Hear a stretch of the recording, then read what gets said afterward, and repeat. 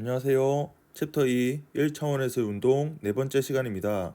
지난 3차시 동안 1차원에서의 운동 관련 이론을 모두 학습했습니다. 이번 시간에는 관련 예제 문제 3가지를 풀어보도록 하겠습니다. 문제 1번입니다. 어떤 사람이 22분간의 휴식 시간을 제외하고는 89.5km/h의 일정한 속력으로 자동차 여행을 하고 있습니다. 이 사람의 평균 속력이 77.8km/h라고 한다면 이 사람은 어느 정도의 시간과 거리를 여행한 것일까? 문제를 읽어보니 등속도 운동이지만 정지한 시간도 있음을 바탕으로 접근해야겠습니다. 먼저 총 걸린 시간은 t1 더하기 22분으로 쓸 수 있는데 이때 t1은 속도 89.5km/h로 이동할 때 걸린 시간을 이야기합니다. 근데 여기서 시간은 지금 분으로 주어져 있으니까 분을 시간으로 좀 바꿔줘야겠는데 22분은 몇 시간이냐라고 할 때 우리가 1시간이 60분이니까 이렇게 분을 나누면 60분의 22시간으로 나타낼 수 있겠습니다. 이걸 계산해 보면 약 0.367h가 됩니다. 즉 전체 걸린 시간은 t1 더하기 0.367h가 되겠습니다.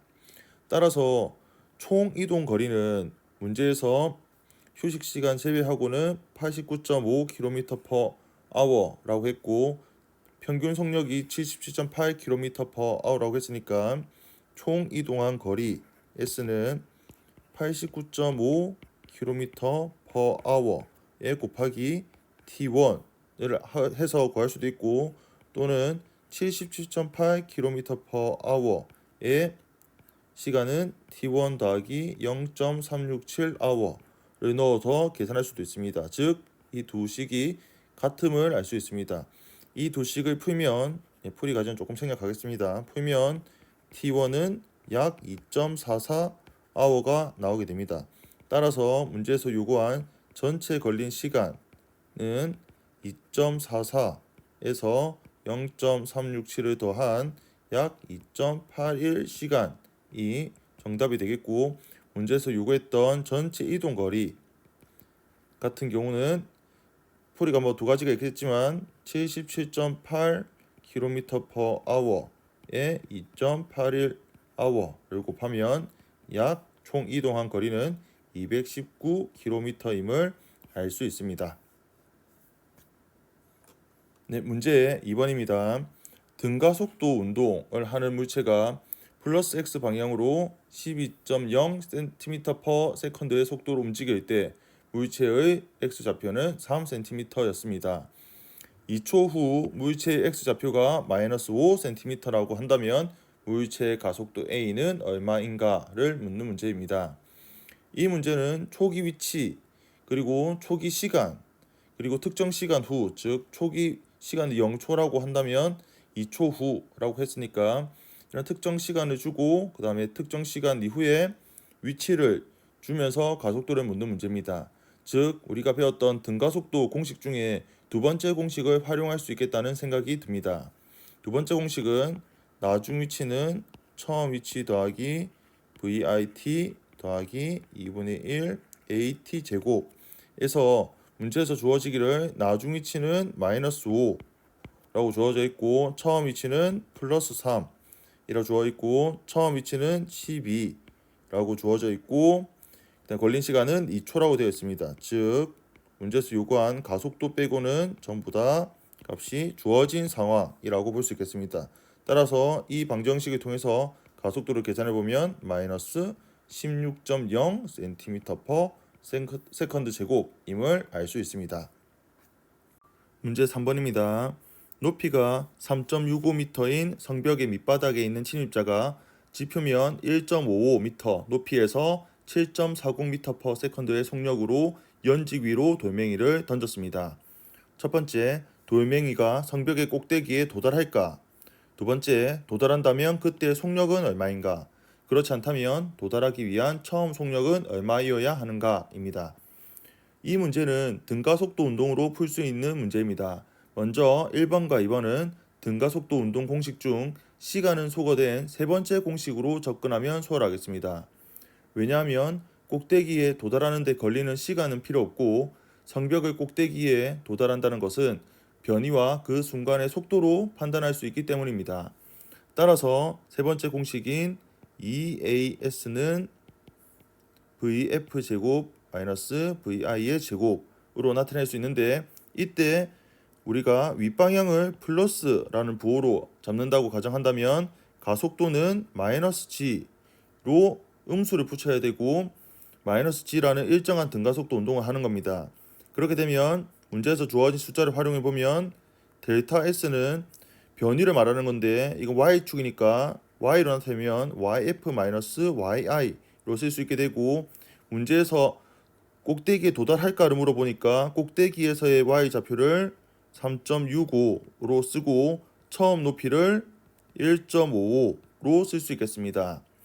그리고 문제에서 초기 조건 중에 초기 속도를 줬는데 초기 속도는 플러스 7.4m/s입니다.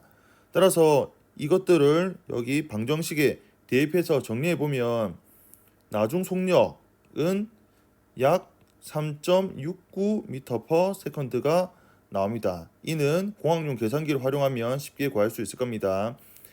이 숫자가 의미하는 바는 바로 돌멩이가 이 속력인 순간에 성벽의 꼭대기에 도달한다는 것을 알 수 있습니다. 즉 1번의 정답 꼭대기에 도달할까? 도달한다. yes 이고요. 두 번째 도달한다면 그때 속력은 얼마인가는 답이 3.69m/s가 되겠습니다. 그럼 세 번째 문제를 이어서 보면 이번에는 성벽 꼭대기에서 7.40m/s 처음 속력으로 연직 아래로 돌멩이를 던진다고 했습니다.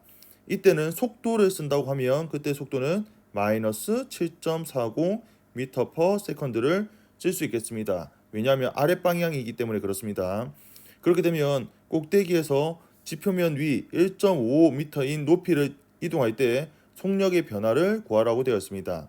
이 역시 등가속도 공식 중에 세 번째 공식을 한번 활용해 볼 텐데, 이때 똑같이 보면 EA 델타 S는 VF의 제곱 마이너스 VI의 제곱에서 가속도 A는 마찬가지로 마이너스 G, 돌멩이가 위로 던져졌든 아래로 던져졌든 똑같은 등가속도 운동을 한다라는 걸 우리가 생각해 볼 수 있고요.